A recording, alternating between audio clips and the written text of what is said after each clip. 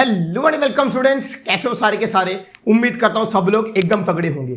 आज के छोटे से टॉपिक में हम बात करने वाले हैं रैशनल और इररेशनल नंबर्स के बारे में। अगर आप लोगों से मैं ये क्वेश्चन पूछूं कि रैशनल और इररेशनल नंबर होता क्या है, तो आप लोग बोलोगे कि जिस नंबर को आप p/q फॉर्म में कन्वर्ट कर सकते हो वो रैशनल नंबर है, और जिसको आप कन्वर्ट नहीं कर सकते p/q फॉर्म में वो इररेशनल नंबर है। ये डेफिनेशन एक हद तक सही भी है लेकिन बहुत पुरानी है, इसको थोड़ा अपग्रेड करना पड़ेगा, इसको थोड़ा अपडेट करना पड़ेगा। अब ध्यान से सुनना, ऐसा डेसिमल एक्सप्रेशन यानी पॉइंट के बाद ऐसा डेसिमल एक्सप्रेशन जो ना तो टर्मिनेट हो, मतलब नॉन टर्मिनेटिंग हो और नॉन रिकरिंग हो, ऐसे डेसिमल एक्सप्रेशंस को हम इररेशनल नंबर्स बोल देते हैं। अगर वो नॉन टर्मिनेटिंग नहीं है, मतलब टर्मिनेट हो रहा है, या नॉन रिकरिंग भी नहीं है, रिकरिंग हो रहा है, तो उसको हम इररेशनल नंबर्स नहीं बोलेंगे, वो रैशनल नंबर हो जाएगा। लेकिन इररेशनल नंबर बोलने के लिए ये दोनों कंडीशन सेटिस्फाई करनी पड़ेगी, मतलब नॉन टर्मिनेटिंग भी होना पड़ेगा और नॉन रिकरिंग भी होना पड़ेगा।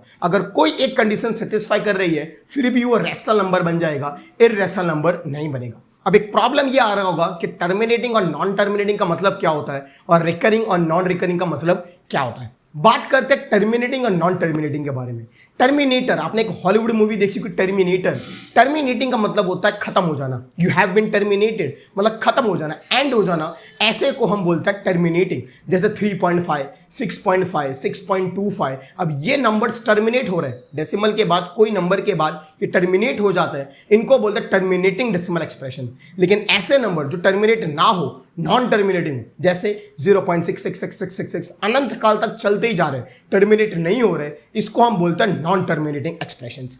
अगर बात करते हैं रिकरिंग और नॉन रिकरिंग की, तो वर्ड खुद ही बता रहा है रिकर मतलब रिपीट होना, मतलब ऐसे नंबर जो डेसिमल एक्सप्रेशन जो बार बार रिपीट हो, इसको बोलेंगे रिकरिंग, वरना नॉन रिकरिंग। जैसे 0.66666 ये तो अनंत काल तक जा रहा है, नॉन टर्मिनेटिंग है, लेकिन आप इसको देखोगे लेकिन रिपीट हो रहा है, 6 नंबर बार रिपीट हो रहा है, ये रिकरिंग हो गया। नॉन रिकरिंग मतलब 0.38439 कुछ भी आ रहा है, रिपीट नहीं हो रहा, इसको बोलेंगे नॉन रिकरिंग। मतलब रिकरिंग का मतलब रिपीट होना, नॉन रिकरिंग का मतलब रिपीट ना होना। कहने का मतलब ओवरऑल मुद्दा यह है कि ऐसे नंबर जिसको आप नॉन टर्मिनेटिंग देख सकते हो और जिसको आप नॉन रिकरिंग देख सकते हो, उसको हम बोल देते हैं इररेशनल नंबर, वरना वो रैशनल नंबर बन जाता है। जैसे एग्जांपल के तौर पर रूट टू का अगर आप डेसिमल एक्सप्रेशन देखेंगे तो 1.41 के बाद वो अनंत काल तक जा रहा है, मतलब वो नॉन टर्मिनेटिंग है और नॉन रिकरिंग भी है, वो रिपीट भी नहीं हो रहा, इसलिए √2 एक इररेशनल नंबर बन जाता है। अगर मैं √3 की बात करूं तो वापस वही है, 1.73 के बाद वो अनंत काल तक जा रहा है, मतलब वो नॉन टर्मिनेटिंग है और वो रिपीट भी नहीं हो रहा, मतलब वो नॉन रिकरिंग है, इसका मतलब वो भी एक इररेशनल नंबर है।